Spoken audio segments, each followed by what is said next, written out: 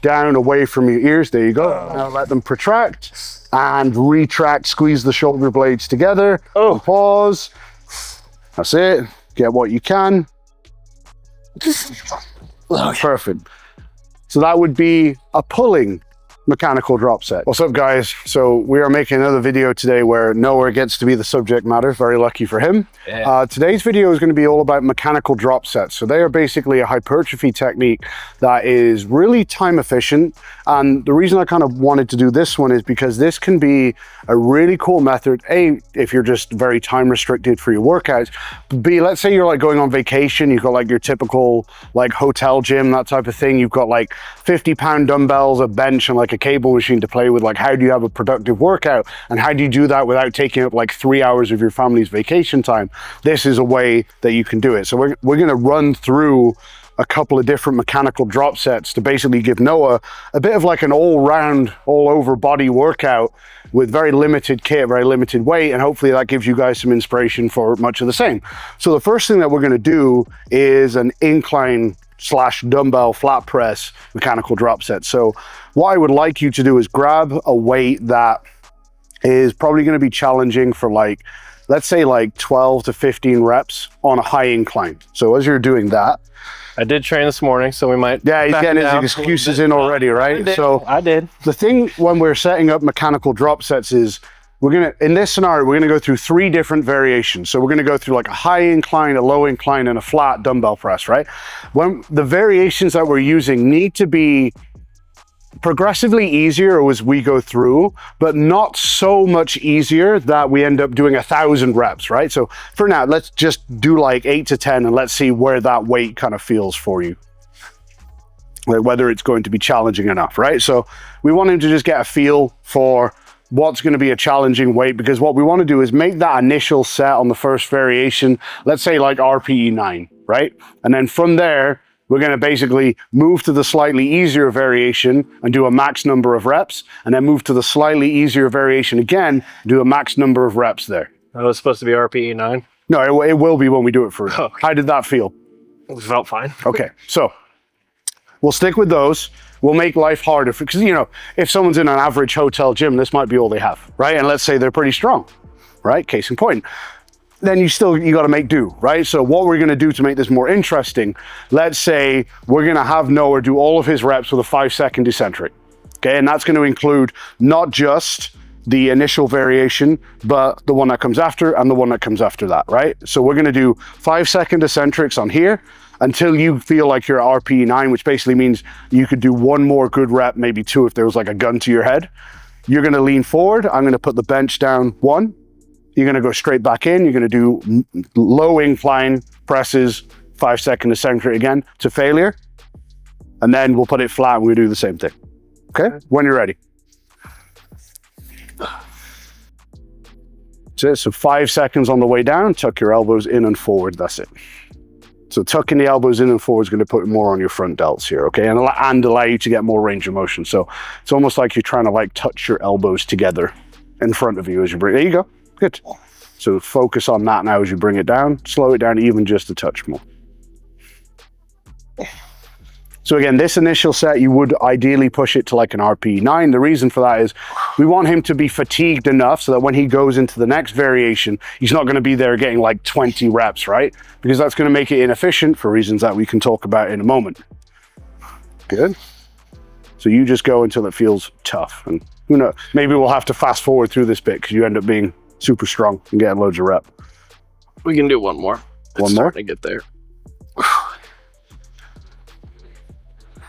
Okay, so that would be the first variation done. He's going to move forward. This is going to go down to a low incline. He's going to go straight back in and perform reps in the exact same manner now. So again, tuck the elbows forward, and then, you know, just imagine like you were benching a bar, right? You wouldn't bench with your elbows super flared out. Or at least I hope not now anyway. Sit, 5-second eccentrics. This is going to be to failure. I did bench this morning. And this is the perfect accessory work for it. This is good. Ooh, that's tight. That's it. Tuck them in.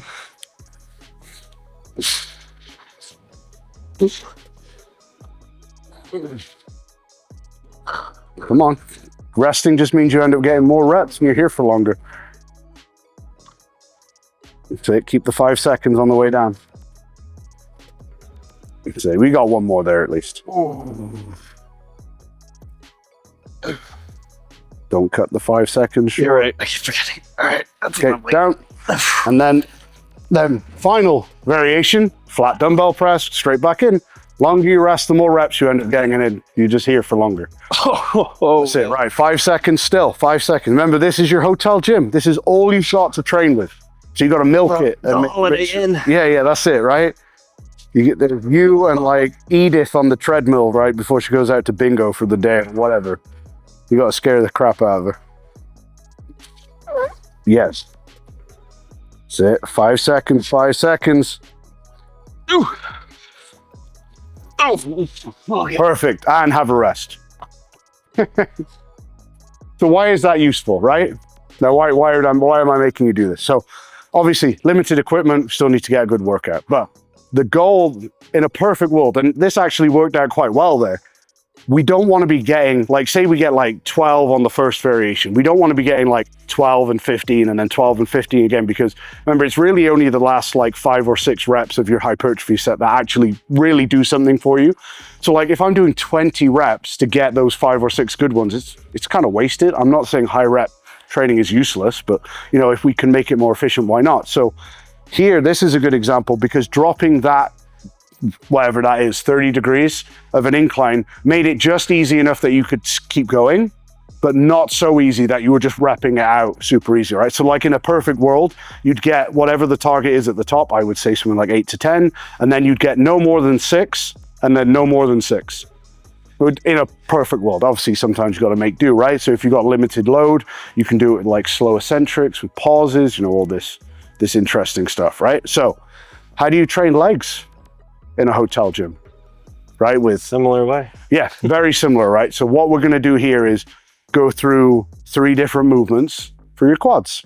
So we're in the Holiday Inn, you've got your gnarly chest pump, right? So like, honestly, because of how efficient that method can be, you can do 1 or 2 sets of that, and that's basically like your pressing workout done. I mean, I'm not saying it beats like a 2-hour chest session that you did the other day or whatever, but it's going to get you most of the stimulus you need in literally like 2 working sets. So you could do that and just be like, okay, pressing is done, at least for now. So how do we train our legs in the Holiday Inn? So like, let's grab a 40-pound dumbbell because that's all we got to work with. Obviously, we could grab a pair. Let's see if that's going to be challenging enough. And we're going to do a mechanical drop set for your quads and also your glutes to a lesser degree, right? So we're going to start off with front foot elevated split squat. So the goal ideally would be like somewhere between 6 and 10 on the first variation. So when we get into this position, remember the front foot elevated split squat is a forward and back movement. You drive that knee as far forward over your toes as you can and then drive it back. I want these 5 seconds on the way down as well because we're making the most of the weight that we have available to us. So front foot is angled inwards, that's good. Back foot will be right up on tiptoes. And let's go ideally somewhere between 6 and 10, but go to RPE 9. That's it, 5 seconds on the way down. If you need to lengthen out your stride a little bit for it to be more comfortable, that's totally fine. There you go. Back foot up on tiptoes the whole time. There you go. So keep the heel planted, drive the knee forward over your toe as far as you can. And what you're going to do is basically do the reps on this leg, take 10 seconds if you really want to, whatever we want to do, and then you're just going to swap legs and go straight in on the other side.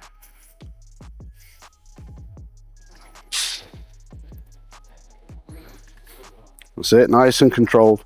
That's it. Remember, we've got to get our whole workout just with these 40 pounds, so it's good. Chest nice and tall. Right, as much forward knee travel as you can get.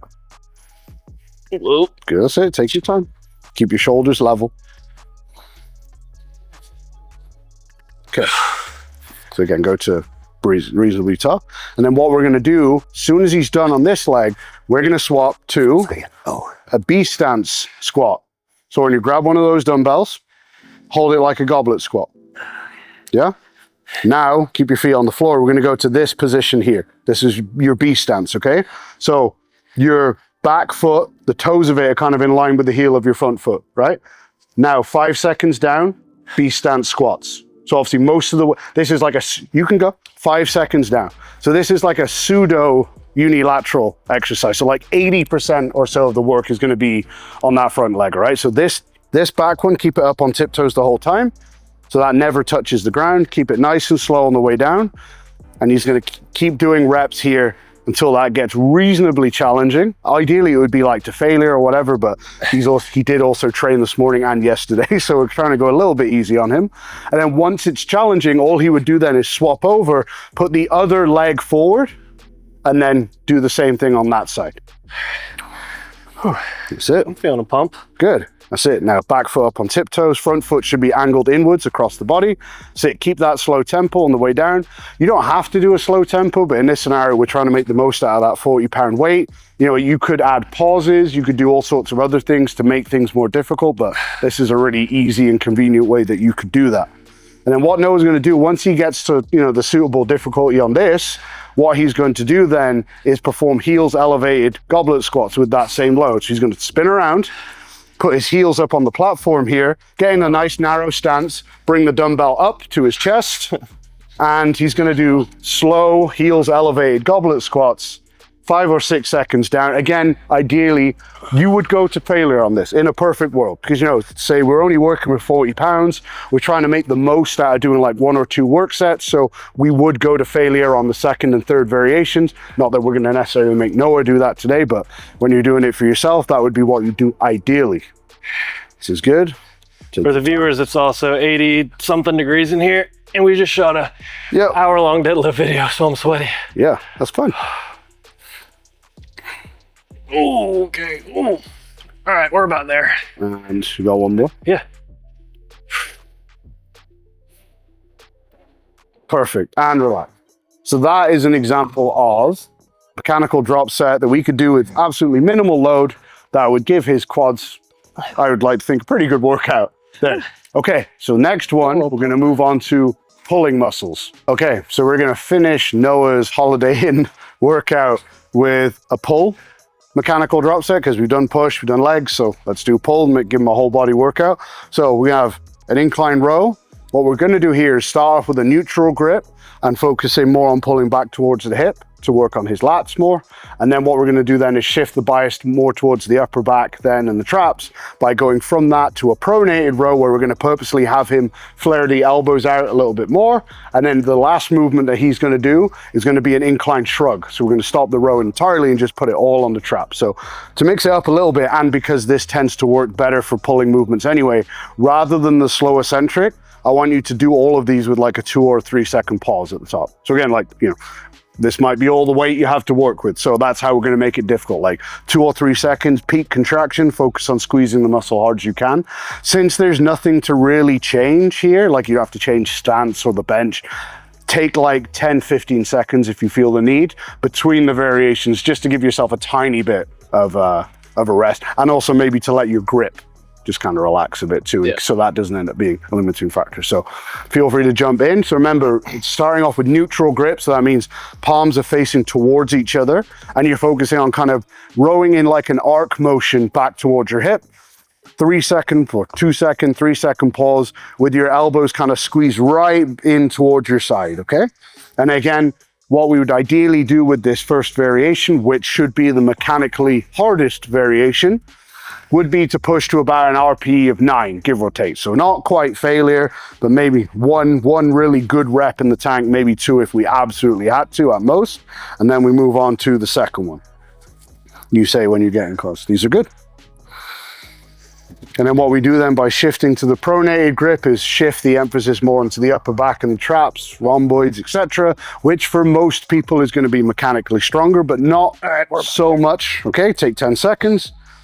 Shouldn't be so much easier that he can just rep out forever. Okay, go back in. That's more than enough.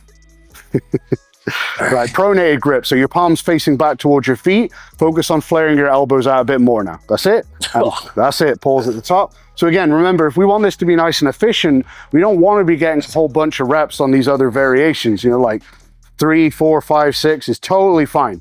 That just means that we're working in close proximity to failure, and all of these reps are contributing to the stimulus in a way. Couple of seconds. Now, when you go back in to do the shrugs, keep the elbows locked and go back to that neutral grip.